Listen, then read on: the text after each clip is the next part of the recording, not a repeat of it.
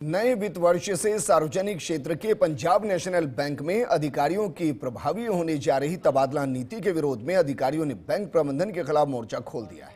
अधिकारियों के संगठन all India PNB officers association ने आगामी 28 और 29 मार्च को तबादला नीति और अन्य मांगों को लेकर बैंक में देशव्यापी हड़ताल का फैसला किया। नई नीति का बैंक के राज्य में कार्यरत करीब 11,000 अधिकारियों पर असर पड़ेगा। विभिन्न मांगों को लेकर all India PNB officer association की क्षेत्रीय इकाई से जुड़े अधिकारियों ने बैंक के नेहरू पैलेस स्थित जोनल कार्यालय पर प्रदर्शन किया। पंजाब नेशनल बैंक अधिकारियों की तबादला नीति और अन्य मुद्दों को लेकर एसोसिएशन की सहायक महासचिव एनके जाट से एक्सक्लूसिवली बातचीत की हमारे एसोसिएट एडिटर विमल कोठारी ने। पंजाब नेशनल बैंक में हाल ही अधिकारियों को ट्रांसफर को लेकर के एक नई नीति आई है। 1 अप्रैल 2025 से प्रभावी होने वाली इस नीति को लेकर पंजाब नेशनल बैंक के अधिकारी विरोध स्वरूप अब सड़क पर हैं। प्रदर्शन करने का फैसला किया। हमारे साथ बैंक के जो यूनियन है उसके एजीएस अर्थात assistant general secretary mister Jat हैं। हम उनसे जानते हैं इशू क्या है। जाट साहब, ये इशू क्या है? ये सर अभी बैंक के अंदर नई ट्रांसफ़र पॉलिसी लागू करी है। तो ऑलरेडी जो ट्रांसफ़र पॉलिसी चल रही थी वो बड़ी शानदार थी, बैंक के अंदर हेल्थी थी, स्टाफ के लिए भी और बड़ी ट्रांसपेरेंट थी।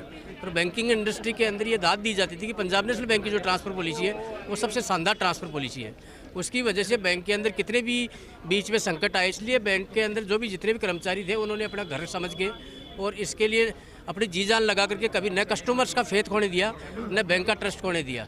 और इसके लिए जो करना था सब लोग करते थे रात दिन मिलके। अब ये जो स्थिति आई है इसके अंदर डीएफएस का बहाना देकर के एक इस टाइप का मैसेज दिया जा रहा है एमडी साहब के द्वारा कि भाई लोगों को 6 साल बाद सर्किल चेंज करना है और 9 साल बाद में स्टेट चेंज या जोन चेंज, ये की बात है। अब लोगों को क्या है, जब प्रमोशन होता है तो प्रमोशन के लिए सेक्रीफाइस करने के लिए लोग तैयार है। इंडिया में कहीं भी मिलता है, किसी को कोई इश्यू नहीं रहता। तो सर इसका मतलब ये हुआ कि यदि कोई अपना प्रमोशन छोड़ता है तो भी उसका ट्रांसफर होगा? हाँ, सही कर रहे हो आप। प्रमोशन छोड़ रहे हैं, वो जो परिवार की सबकी स्ट्रक्चर एक जैसी नहीं हो सकती। आदमी कौन नहीं चाहता कि मेरे को प्रमोशन नहीं चाहिए, हर आदमी चाहता है मेरे को प्रमोशन चाहिए।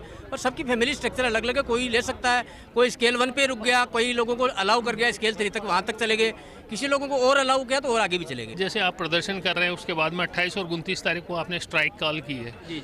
मार्च का जो महीना होता है वो बैंकिंग ही नहीं फाइनेंशियल सेक्टर के लिए बड़ा क्रूशियल महीना होता है, क्योंकि फाइनेंशियल ईयर की एंडिंग होती है। तो इस स्ट्राइक का क्या असर रहेगा, और यदि अभी स्ट्राइक के बाद भी आपकी मांगें नहीं मानी जाती तो आगे क्या कदम उठाएंगे?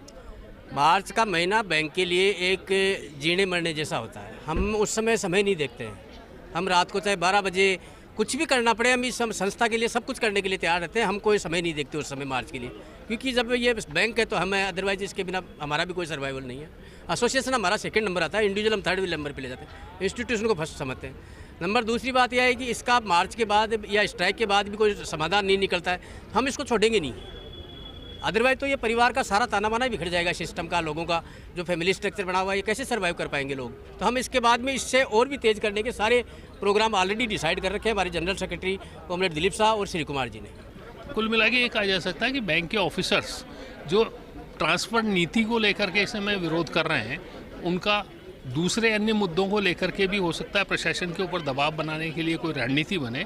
उम्मीद ये भी की जा सकती है कि बैंक का जो प्रशासन है वो कर्मचारियों और अधिकारियों की इस आवाज़ को सुने, जो भी विरोधाभास है उन विरोधाभास का समाधान निकालने की कोशिश करे। देखने वाली बात यही है कि आखिर इनकी आवाज़ कितनी दूर तक जाती है और कब तक इसके ऊपर सुनवाई होती है। कैमरामैन साहिल के साथ Vimal Kothari, first India news, Jaipur.